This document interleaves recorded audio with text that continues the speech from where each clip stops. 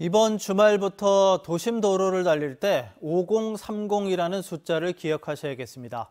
도심 내 자동차 도로의 제한 속도를 낮추는 안전속도 5030 정책이 대구 경북에서도 시행되는데요.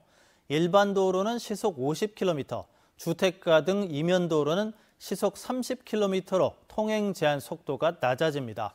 김경철 기자입니다. 경북 도청 신도시에 있는 한 초등학교 앞. 어린이 보호구역 위를 차들이 천천히 지나갑니다.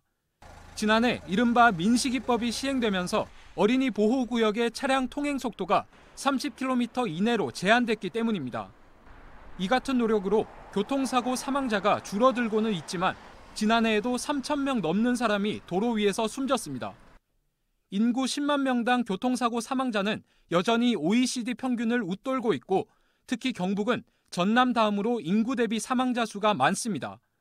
정부는 교통안전을 더욱 강화하기 위해 오는 17일부터 안전속도 5030 정책을 전면 시행하기로 했습니다. 이에 따라 도심도로 제한 속도가 일반 도로는 시속 50km, 주택가 등 이면 도로는 시속 30km로 내려갑니다. 아무래도 속도를 줄이면 사고 발생률이 낮아지는 것으로 하여 우리 아이들의 등하굣길 안전이 좀 더 좋은 방향으로 지켜지지 않을까. 한국교통안전공단의 연구 결과에 따르면 주행 속도가 10km만 감소해도 사망사고 발생률이 20%가량 감소하는 것으로 나타났습니다.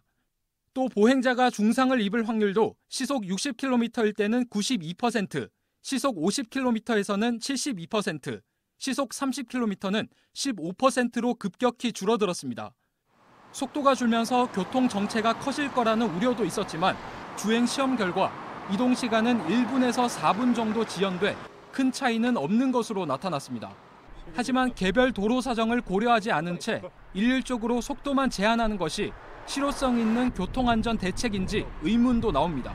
안전을 위해 가지고는 아주 좋은 제도라고 생각을 해요. 정속 주행하다가도 속도를 떨어뜨려 가지고 간다는 자체가 다른 차 전부 다 들어갔을 때 거기에 더 안전에 더 문제가 또 생길 거라고.